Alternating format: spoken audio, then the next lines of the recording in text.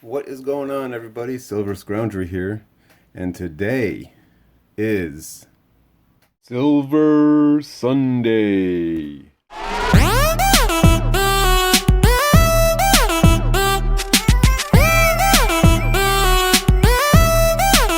Check it out.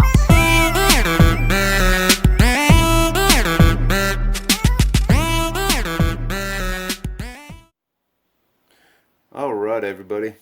I wanted to just talk a little bit today to bring up the question of if you're a stacker or a collector or a little bit of both. And I think I would say I'm just a little bit of both because I do stack. That is my main goal, stacking silver. And my idea of what a stacker is to get as much silver as possible at the lowest cost as possible. Which means you're not paying outrageous amounts of premiums or collector prices for different things, such as graded coins or commemorative or specialty type coins with these certificate of authenticity.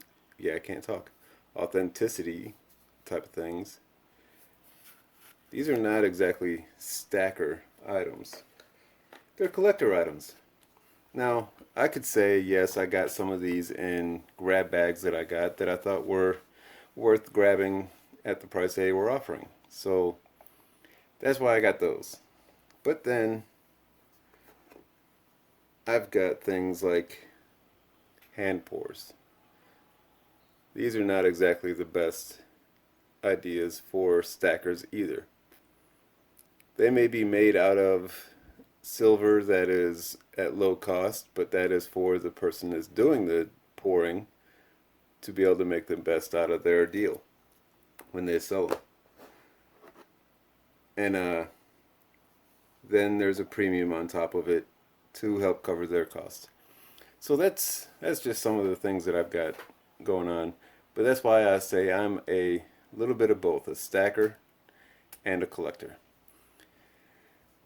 Mostly because what I'm doing is I'm trying to do set goals for my stack, which I try to get as low as possible and as much as possible as often as possible. Which is why I'm also loving the recent prices, the spot price. So I'm stacking as much as I can. I am 3 ounces away from my goal for this year, actually. I am hoping to get that knocked out in the next couple of weeks. Because I'm not exactly the richest guy in the world, and I can't afford to be spending hundreds of dollars every week on different items. So, whether it be just a few dimes I get one week, or I get 3 or 4 bars or rounds, it all depends. Anyway, so I wanted to talk a little bit about what is the good stuff to stack and what's not so good for stackers, in my own opinion. What you see on camera right now is mostly pretty good stuff to stack. If you can afford a little bit more premiums, these coins, like the Canadian Maple Leaf or the American Silver Eagle, and a few others. You got the Krugerrands, you got, what else? Like the, I think Queen's Beast also, but those are a little bit more expensive to me. Maybe the Kookaburras, like the ones I just recently purchased. Things like that. If you can afford the little bit higher premiums on them, then absolutely get those. They're very highly recognized, easily resold, and it is very possible that you'll get a lot of that premium back when you do the resale. Then you got the generic rounds and bars. And these will typically have your lower premiums, but yet still very recognizable and still easily resold. You may not get much of the premium back that you put into it when you sell back to like a dealer or a shop or anything, but you'll still get a good amount of what you put into it back, especially if you do a private sale. After that is everything you see underneath. All of this junk silver, as a lot of people call it, because it's 90%. I say it's junk silver because you get addicted to collecting it and stacking it. So you become a silver junkie and addicted to it. So that's why they call it junk silver. That's my way of thinking about it. But anyway, this is always a real good option.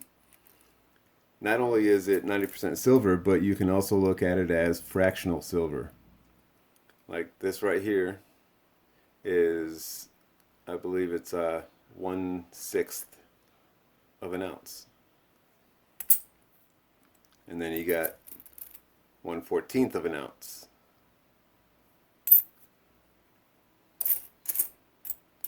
So yeah, there's all kinds of different things you can do with all this.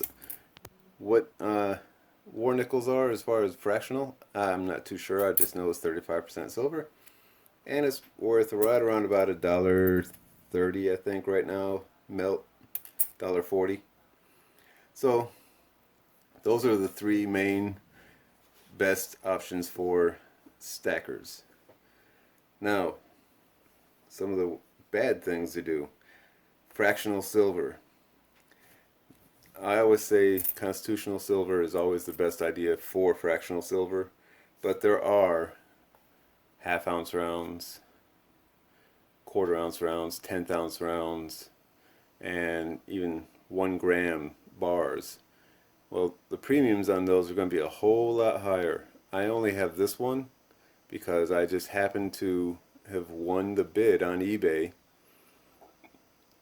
at pretty much spot price. It was $26 an ounce when I got this, and I only paid $12.50 with a $2 shipping.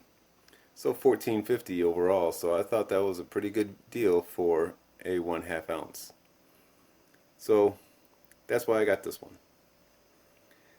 I won't buy most fractional silver just because of the premiums. So there's that. Then you got all the different, collector type stuff. This is real nice. It is a 2000 ASE, but the box, you don't need to be buying it with the box and everything, because they're just going to try to charge you another $1 or $2 on top of what it is. I didn't even know this box came with the ASE when I bought it.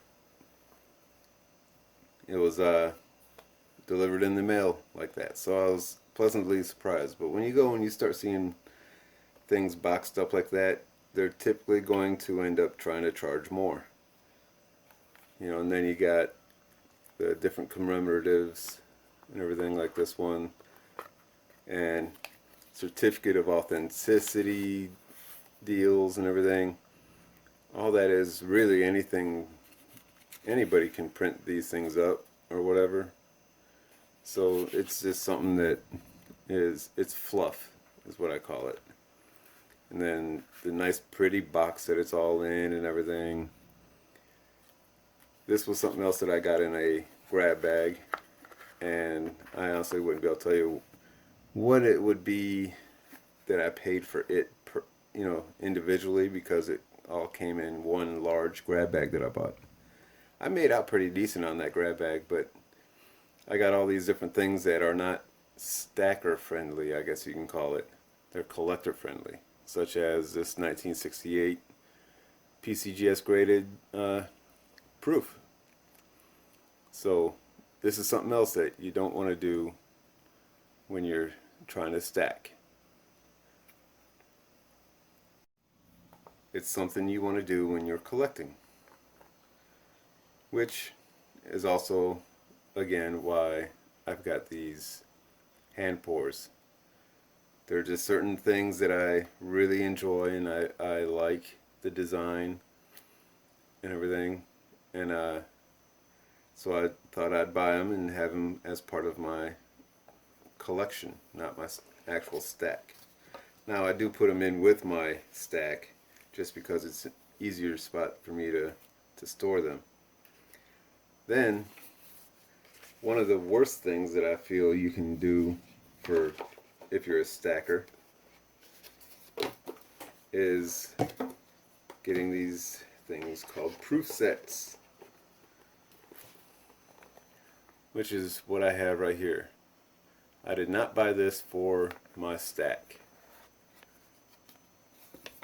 I bought this simply because, one, I wanted it. Two, I like that design on the front. It's very reminiscent of a design in the Navy for petty officers. And also I bought it because of the year, 1994. That is the year that I joined the Navy. So I bought this for a collection purpose. I paid a lot more than what the silver is inside of it. There's only, what, 50, 75, 85 cents face value in there, not even $1. So it wouldn't even be $20 worth of silver as far as the junk silver prices usually are. I paid a little more than that, trust me. But I bought it because I wanted to put it in my collection, along with it being the same year as I joined the Navy, which changed my life dramatically. It definitely got me going in a right direction. Wouldn't be here without it. Anyway, I want to just touch those points, trying to let you guys figure out if you are a stacker, collector, or a little bit of both. I usually try to stay with my stacking until I know my goal for each year is going to be met. Once I know I'm going to have that goal met, then I'll focus a little more on my collection, such as the different graded coins, or the proof sets, or the cool hand pour pieces, things like that. So that's just me rambling on about where I think I am as far as being a stacker or collector and whatnot, and just to let you know how I feel where each way should be, or not should be, but each direction goes as far as stacking or collecting.